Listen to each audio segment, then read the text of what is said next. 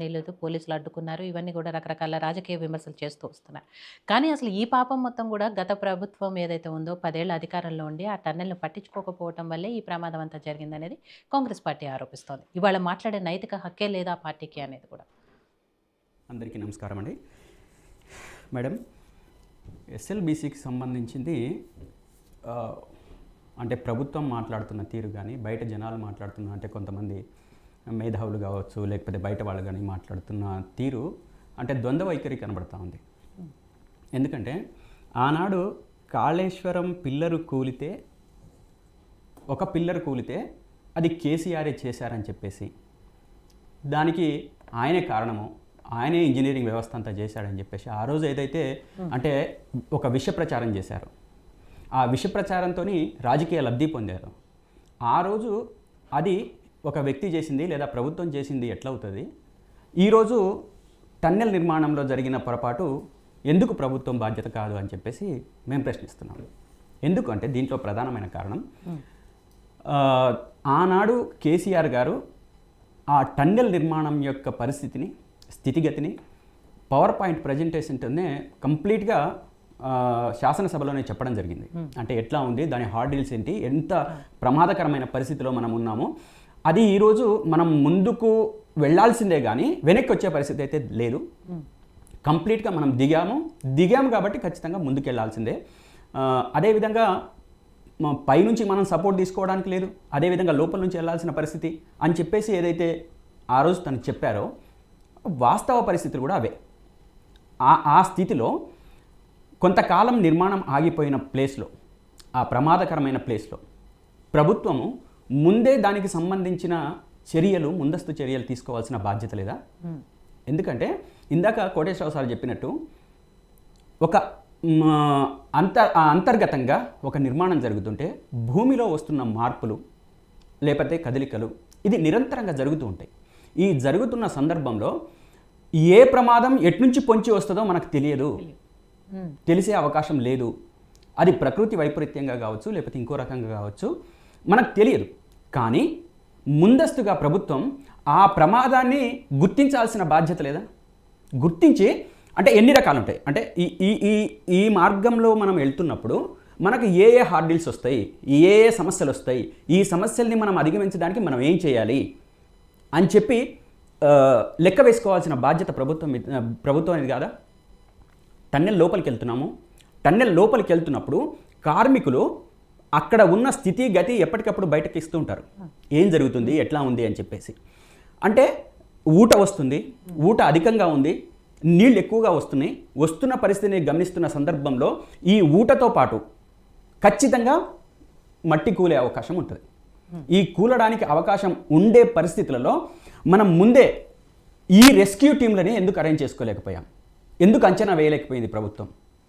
ఆ రోజు కాళేశ్వరంలో పిల్లర్ కూలితే ఏ ప్రాణమూ పోలేదు, ఎటువంటి ప్రాణహాని జరగలేదు, కానీ 1,00,000 కోట్ల రూపాయలు మింగేశారని చెప్పేసి అని అన్నారు.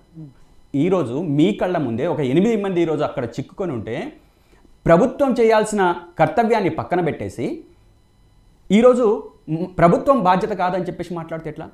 ఆ రోజు మేధావులు లేకపోతే ఇంకొకళ్ళు అందరూ సైలెన్స్గా ఉన్నారు. ఏది కేసీఆర్ గారి మీద అవాకులు చెవాకులు పేలి రాజకీయంగా విష ప్రచారం చేస్తే అంటే ప్రజల మైండ్లోకి చొప్పిస్తే ఒక విషయాన్ని నింపితే ప్రతి ఒక్కళ్ళు కూడా సైలెంట్గా ఉన్నారు. ఈరోజు ప్రభుత్వం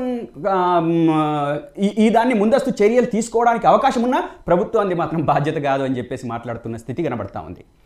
అదేమో అది అనుకోకుండా అన్ఎక్స్పెక్టెడ్గా జరిగింది. ఇది మనం అంచనా వేసుకొని టన్నెల్ లోపలికి పోయి అక్కడ ఒక ప్రమాదకరమైన స్థితిలో మనం వెళ్తున్నప్పుడు మనం తీసుకోవడానికి అన్ని రకాల చర్యలు తీసుకోవాల్సిన బాధ్యత ప్రభుత్వం మీద ఉంది, అంచనా వేయాల్సిన బాధ్యత ప్రభుత్వం మీద ఉంది. కానీ అది ఎక్కడా కూడా చేయలేదు. చెయ్యకుండా ముందుకెళ్లారు. ముందుకెళ్ళిన తర్వాత కూడా అక్కడ వస్తున్న ప్రమాదాన్ని బయట చేరవేసే సందర్భంలో కూడా ఆ జాగ్రత్తని తీసుకోవాల్సిన బాధ్యతని కూడా నిర్వర్తించలేదు. అదేవిధంగా ముందే ఒక టీంని మనకు వచ్చే సమస్యల్ని బట్టి ఆ టీంలని కనుక రెడీ చేసుకొని ఉంటే ఖచ్చితంగా ఈ ప్రమాదం నుంచి బయటపడేవాళ్ళం. అంటే దాదాపు 16-17 గంటలు దాదాపు 24 గంటల తర్వాత కానీ సహాయం అందలేదు, అక్కడికి వెళ్ళలేదు, వెళ్ళే పరిస్థితి లేదు. అంటే అదే ముందు టీమ్స్ని కనుక రెడీ చేసుకొని ఉంటే ప్రమాదం జరిగిన అరగంటలోనే నువ్వు లోపలికి వెళ్ళేవాళ్ళు కదా. లోపలికి వెళ్ళి కార్మికులు కానీ లేకపోతే ఇంకో రకంగా కానీ ఇమీడియట్గా స్థితిని మనం అంచనా వేసేవాళ్ళం కదా, వేసి ఇమీడియట్గా పని చేయించడానికి అవకాశం ఉంది కదా, అది ఎందుకు చేయలేదు ప్రభుత్వం? ఆ వైపుకి ఎందుకు ఆలోచించలేదు ప్రభుత్వం? అంటే ఇదే విషయాన్ని ఇప్పుడు మనం అక్కడ ఉన్న కొంత అవగాహనతోని కొంత అనుభవంతోని హరీష్ రావు గారు అక్కడికి వెళ్ళారు. అంతకుముందు ఇదే కాంగ్రెస్ పార్టీ నాయకులు మనం ఇంతకుముందు కూడా మాట్లాడుకున్నప్పుడు ఎస్ఎల్బీసీ దగ్గర ప్రమాదం జరిగితే ఒక్క ప్రతిపక్ష నాయకుడు పోయి కనీసం ఏం జరిగింది ఎట్లా జరిగిందని చెప్పేసి మాట్లాడలేదు. వీళ్ళకు మాట్లాడే అర్హత ఉందా అని చెప్పేసి ఆ రోజు మాట్లాడారు. ఈరోజు మేము పరామర్శించడానికి చూడడానికి వెళ్తే, అక్కడ జరిగిన ప్రమాదాన్ని అంచనా వేయడానికి వెళ్తే, లేదా మా హరీష్ రావు గారికి ఉన్న అనుభవము కొంత ఎక్స్ప్లెయిన్ చేయడానికి పోతే, అక్కడ ఉత్తమ్ కుమార్ రెడ్డి గారిని కలవడానికి పోతే కలవనీయలేదు. పోలీసులు ఆటంకాలు కల్పిస్తున్నారు, లోపలికి వెళ్ళడానికి అవకాశం లేదని చెప్పేసి మాట్లాడుతున్నారు. ఎవరిది బాధ్యత? అదే ఇప్పుడు మనం మేధావులు అనుకునే వాళ్ళు కూడా ఈ చర్యను ఎందుకు ఖండించట్లేదు? ప్రతిపక్షంగా పోయే రైట్ ఉంది కదా, మరి రైట్ ఉన్నప్పుడు పోవడానికి అవకాశం ఉన్నప్పుడు ఎందుకు పోనివ్వలేదు, ఎందుకు మాట్లాడట్లేదు? ఆ రోజేమో ఆ విషయ ప్రచారానికి అట్లా సైలెంట్గా ఉండి దోహదం చేశారు. ఈరోజు ఈ రకంగా కళ్ళ ముందు జరుగుతున్న దాన్ని కూడా మాట్లాడకుండా ప్రశ్నించకుండా సైలెంట్గా ఉంటున్న పరిస్థితి మనకు కనపడతా ఉంది. కాబట్టి మేము ఖచ్చితంగా ఇది ప్రభుత్వం యొక్క పూర్తి నిర్లక్ష్యము.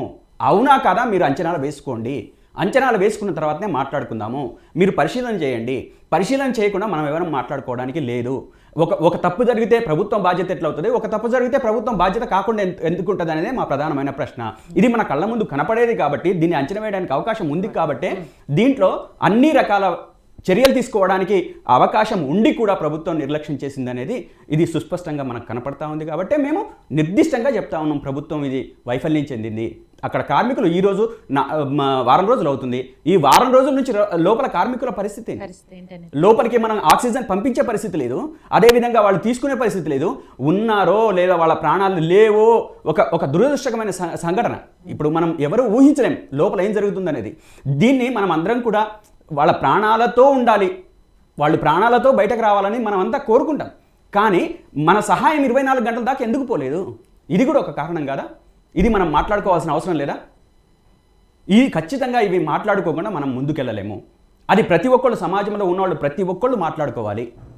ఏదైనా ఒక ప్రమాదాన్ని మనం ముందే గుర్తించినప్పుడు ఒక ఇల్లు కట్టేటప్పుడండి, మనం ఒక ఇల్లు ఒక పాత ఇల్లుని తీసేసేటప్పుడే మనం దీంట్లో నుంచి ఏమొస్తుంది, ఏ పురుగు వస్తుంది, ఏ పాము వస్తుంది, మనం ఏ రకంగా మనం దాంట్లో నుంచి జాగ్రత్తలు తీసుకోవాలి, లేకపోతే మనం ఎటువంటి జాగ్రత్తలు తీసుకొని ముందు పోవాలి, లేదా పైనుంచి ఏ కప్పు ఊడిపోతుంది, లేకపోతే పైకి పెచ్చు ఏ రకంగా పడుతుంది, మనం ఆ రకంగా దానికి సేఫ్టీ మనం ఏ విధంగా చూసుకోవాలి, అన్ని రకాల అంచనాలు వేసుకొని ఒక ఇంట్లోకి మనం ప్లాన్ చేసుకుంటాం. కానీ ఇంత పెద్ద టన్నెలు, ప్రమాదకరమైన టన్నెల్ అని తెలిసి కూడా ఈరోజు ఎందుకు జాగ్రత్తలు తీసుకోలేదు? ఇదే మా ప్రధానమైన ప్రశ్న. కిరణ్ గారు, సరే వాళ్ళు చేసే